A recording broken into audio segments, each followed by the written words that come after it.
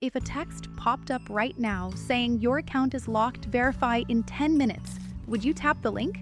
If your finger even twitched, this episode is for you. Over the next few minutes, I'll show you how these scams actually work, how to spot them in under 10 seconds, and how to build simple guardrails so you stay safe without turning paranoid. Let's meet the main character the moment it walks on stage. Phishing, with a PH like fishing, is any fake message pretending to be someone you trust, so you'll click a link, download a file, or read out a code. It can land as email, text, a DM, or a phone call. If it's a text, people nickname it smishing, SMS plus phishing. If it's a phone call, they say vishing, voice plus phishing. Costumes change, the plot doesn't. Rush you, so you act before you think. What do these messages look and feel like? A vague text says, unusual activity, confirm now, with a short, weird link. A delivery message pushes pay $1.20 to reschedule. A payment app email warns account restricted, verify identity. A friend claims they changed phones and needs you to forward a code so they can sign in. Every one of those tries to press the same 4 buttons: urgency, curiosity, fear, or kindness. If a message builds a timer in your head, slow down your hands. Timers are bait. Here's a 10-second filter you can remember and actually use. SALT. Sender, ask, link, tone. We'll learn each piece when we need it. Start with the S. Sender. A real company emails from its own domain, like at paypal.com or at bankofamerica.com. Not lookalikes, such as at paypal1-secure.com with a sneaky 1 instead of an L. On a phone, tap the name to reveal the full address. On a computer, expand the from field. If something official comes from a free address, like gmail.com, be skeptical first, generous later. Now the A. Ask. Honest companies do not request your password, your full card number, or a one-time code in a message. They won't ask you to install remote control software so we can help you. And they definitely won't ask for gift cards. If the ask is read me the code, it's fraud. Every time. Next is L. Link. Hover your mouse to preview it on desktop. Long press to peek on mobile. If a PayPal link points to paypal.com with a capital I or to verifynowsecure.biz, that's not PayPal. When in doubt, ignore the link and go straight to the site yourself by typing the address or opening the official app. That tiny detour saves hours of cleanup. Finally, T. Tone. Phishing leans on panic. Your account will be deleted. Tax refund expires today. Legal action in 24 hours. Real teams rarely write that way, and if something serious is truly happening, you'll also see an alert after you sign in through the official site or app, not only in a random message. Use this one-liner as a speed bump. Thanks, I'll open the official app to check. Say it, then do exactly that. Let's bring in 2 newer tricks you'll see out there, and we'll keep them spaced apart so they're easy to remember. First, QR attacks. That's when a flyer, poster, or email gives you a QR code that opens a fake login page. The fix is simple. If it involves your money or your account, there's always a safe path from the company's own website or app. Use that instead of a random square. Second, approval spam. You suddenly get a blizzard of approve sign-in. Prompts you never started. That's not a glitch. It's someone trying to wear you down until you tap yes. The correct response is fast and boring. Deny every prompt, then immediately change your password. Okay, habits that protect you every day with zero drama. Habit 1 is something you'll hear me repeat like a drum. Out of band verification. That just means you switch channels to confirm. If your bank texts you, you don't text back. You call the number on the back of your card. If IT DMs you, you reach them through the company help desk. If your boss slacks you at midnight for urgent gift cards, you call the saved number in your contacts. One channel is easy to fake. 2 independent channels at once? That's where most scams die. Habit 2 is pairing a password manager with a second step at login. A password manager is a locked vault that creates and remembers strong, unique passwords for each site and fills them for you. Bonus, it only fills on the correct domain. So if a page looks perfect, but the address is wrong. The manager refuses to autofill. That refusal isn't the app being annoying, it's a seatbelt. The second step at login is often called two-factor authentication, or 2FA. Along with your password, you confirm with a code from an authenticator app or by touching a small hardware key. Choose app codes or a key over SMS. Text messages can be hijacked if someone tricks your carrier. If a site offers passkeys, passwordless sign-in that uses Face ID, Touch ID, or Windows Hello, take the upgrade. With passkeys, your device proves it's you, and there's nothing to type, so there's nothing to steal. Habit 3 is staying current without thinking about it. Keep your phone and laptop set to auto-update. Browsers and mobile operating systems quietly block more malicious links and files every month.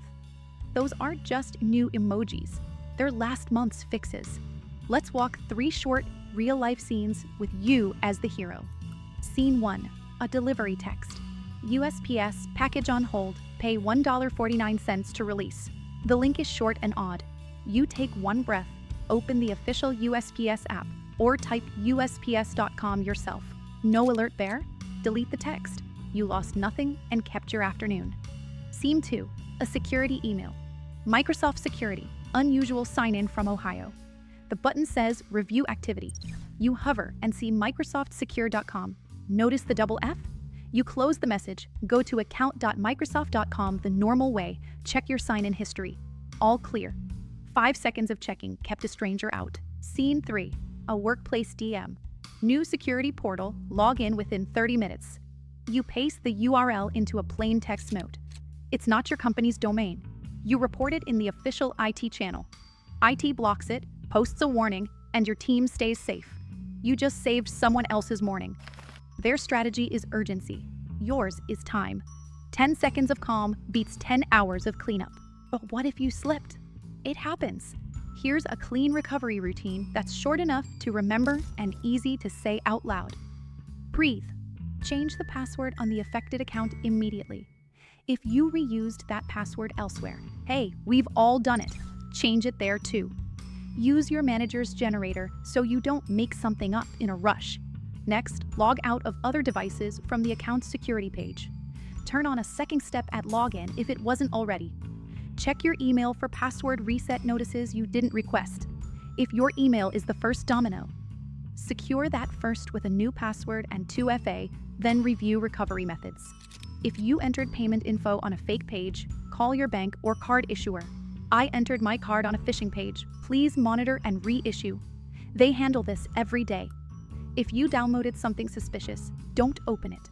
Disconnect from Wi-Fi, run a reputable malware scan, and if it's a work device, tell IT immediately. Reporting fast isn't getting in trouble. It's how you stop a small spark from becoming a fire. Let's keep the tools list short and human. A password manager like Bitwarden or 1Password lets you use a master passphrase, 4 to 6 random words you can say and remember, and it handles the rest.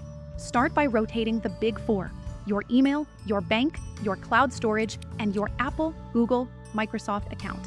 When a site supports adding a hardware security key, do it.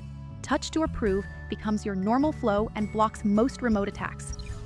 And here's a quiet helper worth knowing: Have I Been Pwned? It's a widely trusted site that checks safely if your email appears in known data breaches. If it does, change the password for that site, enable 2FA there, and move on. You're not behind, you're simply caught up. Because definitions stick best in context, I'll translate terms only when they appear. When I say authenticator app, I mean those 6-digit codes that refresh every 30 seconds in apps like Google Authenticator or Microsoft Authenticator. When I say hardware key, picture a tiny USB or NFC key you tap to approve a sign-in. It uses a standard called FIDO2 WebAuthn. When I say passkey, think passwordless. Your device keeps a secret locked inside, and your face or fingerprint unlocks it locally. No password written anywhere, nothing to phish. And when I mention MFA fatigue, that's the flood of approve questions designed to make you tack yes without thinking.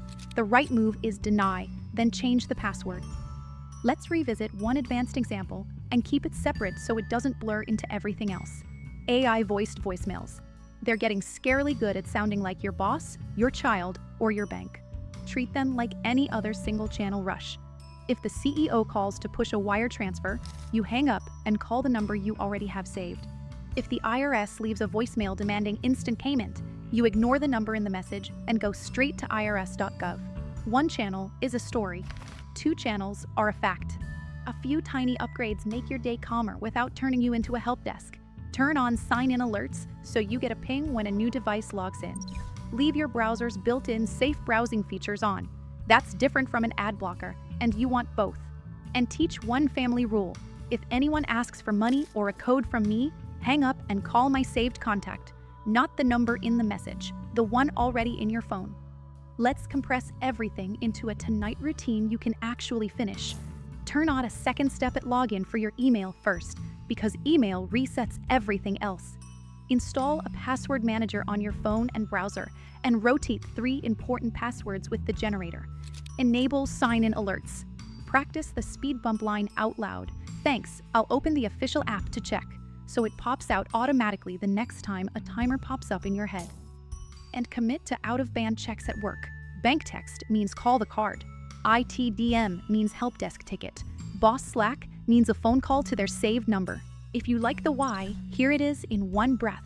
SALT, sender, ask, link, tone, gives you a 10-second read on any message. The speed bump sentence buys time and puts you back in control. Password managers refuse to fill on fake sites and free your brain from memorizing nonsense. A second step at login shuts the door even if a password leaks. Passkeys remove passwords entirely where they're supported. Out-of-band verification kills most scams because one channel can be forged, but 2 at once is rare. Updates shrink last month's attack surface. Inbox smoothies keep real warnings from drowning in newsletters.